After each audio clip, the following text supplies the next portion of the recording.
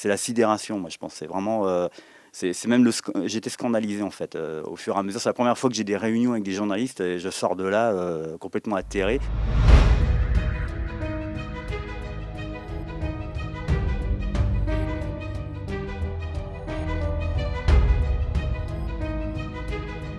Et je pensais connaître l'histoire. Et en fait, pas du tout.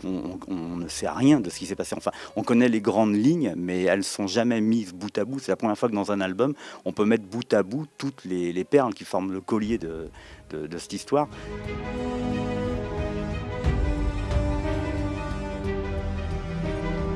C'est une très bonne comparaison. D'ailleurs, le Parlement britannique, dans son enquête, a lui aussi établi que les preuves qui avaient été avancées par notamment les Français n'étaient pas fondées pour intervenir en Libye.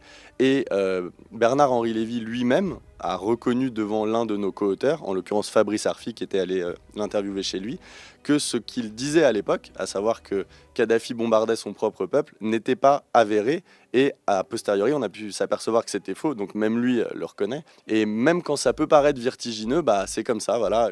Et à un moment donné, Alain Juppé est allé devant l'ONU justifier une guerre que lui-même refusait 10 jours auparavant.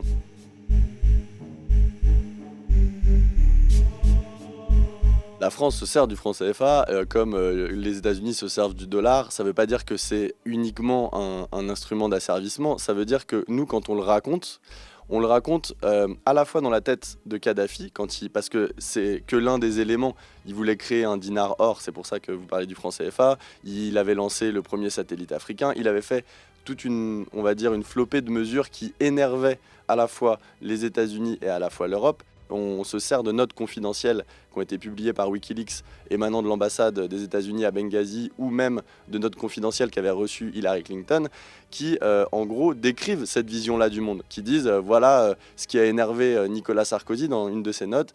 L'enjeu du franc CFA a été important et le fait de vouloir remplacer cette monnaie pour Nicolas Sarkozy était inacceptable.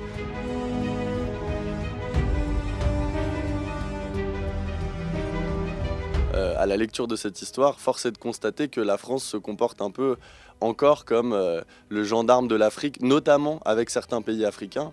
Et nous, on le déplore. On pense que ça ne crée que du chaos, que c'est souvent, voire exclusivement pour de mauvaises raisons.